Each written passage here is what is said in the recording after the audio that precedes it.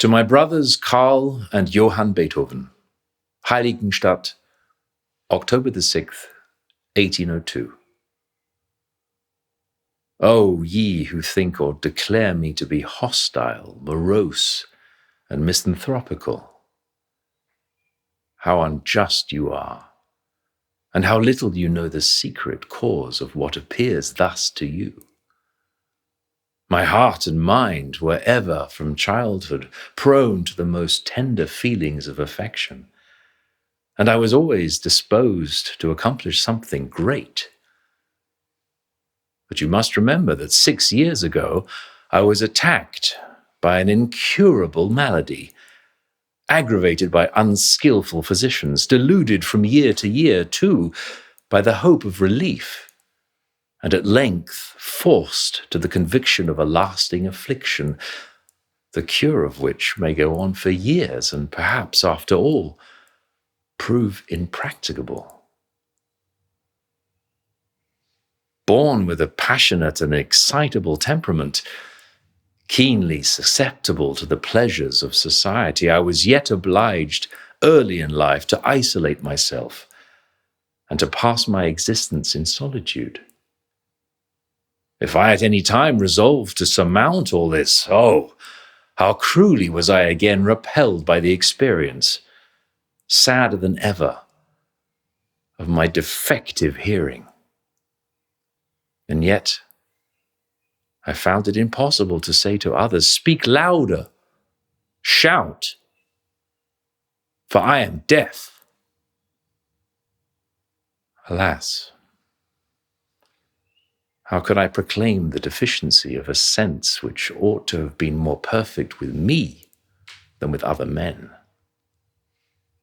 A sense which I once possessed in the highest perfection, to an extent, indeed, that few of my profession ever enjoyed. Alas,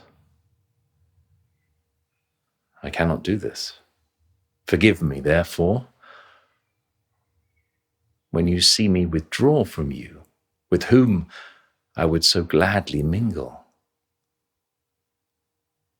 My misfortune is doubly severe from causing me to be misunderstood. No longer can I enjoy recreation in social intercourse, refined conversation, or mutual outpourings of thought. Completely isolated, I only enter society when compelled to do so. I must live like an exile. In company, I am assailed by the most painful apprehensions, from the dread of being exposed to the risk of my condition being observed. It was the same during the last 6 months I spent in the country. My intelligent physician recommended me to spare my hearing as much as possible, which was quite in accordance with my present disposition, though sometimes, tempted by my natural inclination for society, I allowed myself to be beguiled into it. But what humiliation when anyone beside me heard a flute in the far distance while I heard nothing, or when others heard a shepherd singing and I still heard nothing. Such things brought me to the verge of desperation, and well nigh caused me to put an end to my own life. Art alone saved me. How could I possibly quit the world before bringing forth all that I felt I was with my vocation to produce? And thus I spared this miserable life, so utterly miserable that any sudden change may reduce me at any moment from my best condition into the worst. It is decreed that I must now choose patience for my guide, and this I have done. I hope the resolve will not fail me, steadfastly to persevere till it may please the inexorable fates to cut the thread of my life. Perhaps I might get better, perhaps not. I am prepared for either. Constrained to become a philosopher in my 28th year. This is no slight trial and more severe on an artist than on anyone else. God looks into my heart. He searches it and knows that love for man and feelings of benevolence have their abode there. Oh, ye who may one day read this, think that you have done me injustice, and let anyone similarly afflicted be consoled by finding one like himself who, in defiance of all the obstacles of nature, has done all in his power to be included in the ranks of estimable artists and men.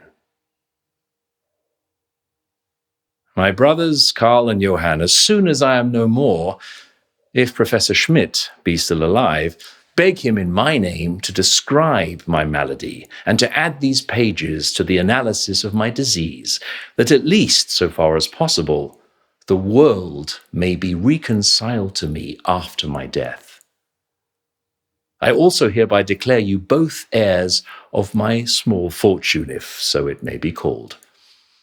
Share it fairly. Agree together and assist each other. You know that anything you did to give me pain has been long forgiven. I thank you, my brother Karl, in particular, for the attachment you have shown me of late. My wish is that you may enjoy a happier life and one more free from care than mine has been. Recommend virtue to your children. That alone, and not wealth, can ensure happiness. I speak from experience. It was virtue alone which sustained me in my misery. I have to thank her and art for not having ended my life by suicide. Farewell. Love each other. I gratefully thank all my friends, especially Prince Lichnowsky and Professor Schmidt. I wish one of you to keep the prince's instruments, but I trust this will give rise to no dissension between you. If you think it more beneficial, however, you have only to dispose of them. How much I shall rejoice if I can serve you even in the grave. So be it then. I joyfully hasten to meet death. If he comes before I have had the opportunity of developing all my artistic powers, then notwithstanding my cruel fate, he will come too early for me, and I should wish for him at a more distant period. But even then, I shall be content, for his advent will release me from a state of endless suffering. Come when he may, I shall meet him with courage. Farewell.